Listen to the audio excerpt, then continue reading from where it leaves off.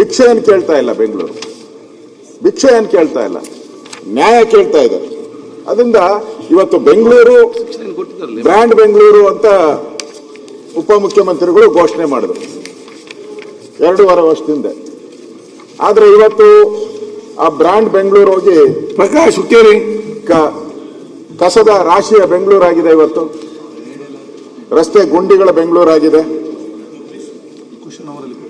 Traffic jam ಬೆಂಗಳೂರಾಗಿದೆ, ಈ ಖಾತೆಗಾಗಿ ಅಲೆದಾಟುವ ಬೆಂಗಳೂರಾಗಿಇದೆ, ಗುತ್ತಿಗೆದಾರರಿಗೆ ಬಾಕಿ ಕೇಳುವಂತ ಬೆಂಗಳೂರು, 5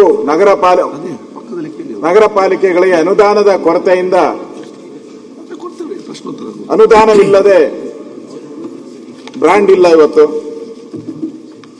ಮನೆ ಕಟ್ಟಿದರೆ ಓಸಿ ಇಲ್ಲ, ಸಿಸಿ ಇಲ್ಲ, ಸಿಬ್ಬಂದಿಗೆ ವೇತನ ಕೊಡಕ್ಕೂ ಹಣ ಇಲ್ಲ. ಪಠಾಣ್ ರೀತಿ ಇವತ್ತು ಕಾರ್ಪೊರೇಷನ್ ಮಾಡಿದ್ದಾರೆ ಹೊರತು ಅದು ದಿಕ್ಕು ದೆಸೆ ಇಲ್ಲದ ಕಾರ್ಪೊರೇಷನ್ ಆಗಿದೆ.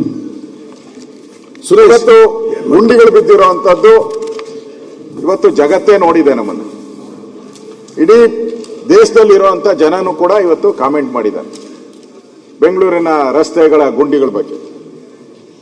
ಸನ್ಮಾನ್ಯ ಉಪಮುಖ್ಯಮಂತ್ರಿಗಳು 10 ಬಾರಿ ಪ್ರವಾಸ, ಪಾದಯಾತ್ರೆ, ರಥಯಾತ್ರೆ ಏನೇನ್ ಬೇಕೋ ಎಲ್ಲ ಮಾಡ್ಬಿಟ್ರು.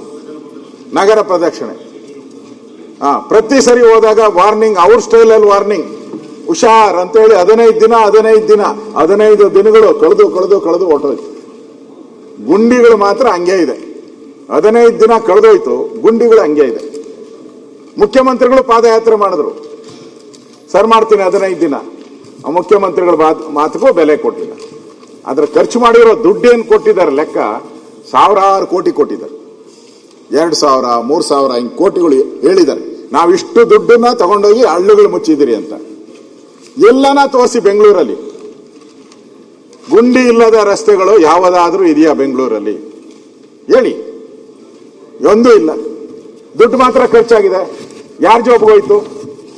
ಸುರೇಶ್, ಇವತ್ತು ಜೀವ ಕಳ್ಕೊಂಡಿರೋರು ಸುಮಾರು 12ರಿಂದ 13 ಜನ ವಿದ್ಯಾರ್ಥಿಗಳಿರ್ಬೋದು, ಮಹಿಳೆಯರು, ವಿಶೇಷವಾಗಿ ಮಹಿಳೆಯರು ಸ್ಕೂಟ್ರಲ್ಲಿ ತನುಶ್ರೀ ಹೋಗ್ತಾ ಇದ್ದು ಸಾವಾಗಿದೆ.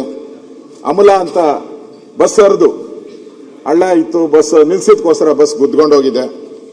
ಇವತ್ತು ಈ ಎಲ್ಲ ಅನಾಹುತಗಳು ಕೂಡ ಆಗ್ತಾ ಇದ್ರು ಕೂಡ ಇವತ್ತು ಗಡುವು ಅಂತ ಹೇಳಿ ಬಿಟ್ರೆ ಬೇರೆ ಏನೂ ಇಲ್ಲ. ನಾವು